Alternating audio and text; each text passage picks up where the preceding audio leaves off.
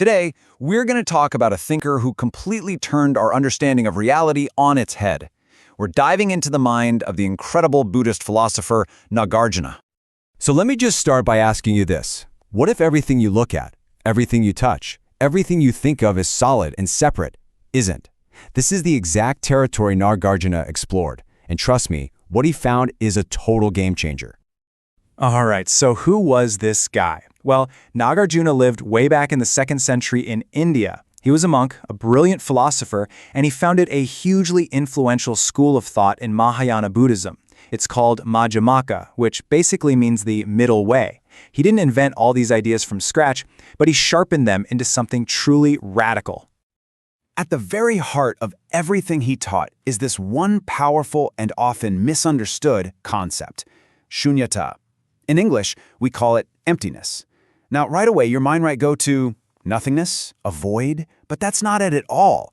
It means that nothing exists on its own. Nothing has a fixed, permanent, independent identity. So let's get this crystal clear. Emptiness is not a meaningless void. It's not about annihilation or saying nothing matters. Far from it. Emptiness is actually the recognition of total interconnection. It means everything is radically open, lacking its own separate self-nature. So, emptiness isn't an absence. It's actually the profound presence of relationship. Okay, so you might be thinking, if everything is empty of existing on its own, then how does anything exist at all? Great question. And this leads us to the engine behind the whole idea of emptiness, a concept called dependent origination. Pratiti samutpara. Yeah, it's a big word, but the idea behind it is actually beautiful and simple. It just means that everything comes into being because of other things. Nothing just appears out of thin air. It's all a massive, intricate web of causes and conditions, where every single thing is linked to everything else.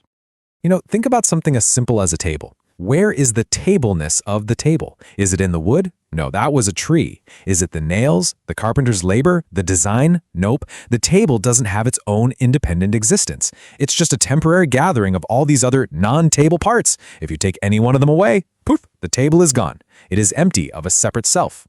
So by understanding this, Nagarjuna was able to carve out a brilliant path right between two major philosophical traps.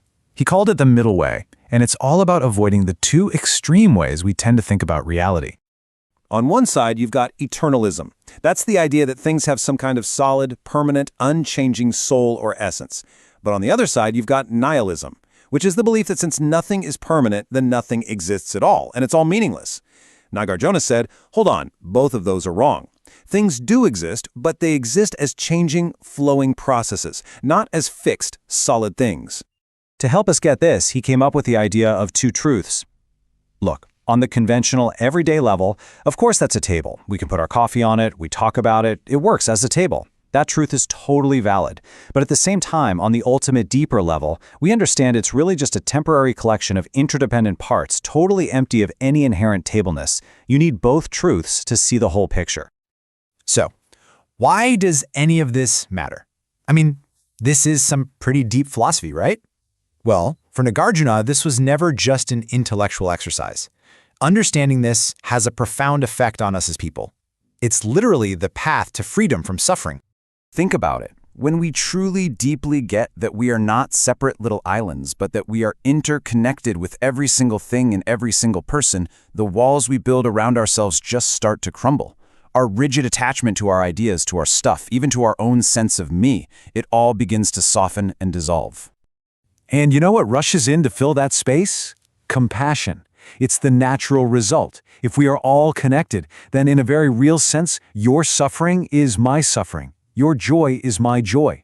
Suddenly, wisdom and compassion aren't two different things. They're two sides of the exact same coin. You can't have one without the other. And this is not just some ancient philosophy that's nice to think about. Nagarjuna's insights are, I think, more relevant now than ever, especially in a world that feels so divided and polarized. I mean, his teachings have shaped thought for nearly 2,000 years, and they offer us a powerful way to look at our modern problems. He challenges us to let go of our rigid, black and white thinking, to see beyond us versus them, and to remember that we're all in this together. This isn't just about feeling good. It's a practical roadmap for cultivating real wisdom and empathy in our lives. So I'll just leave you with this thought.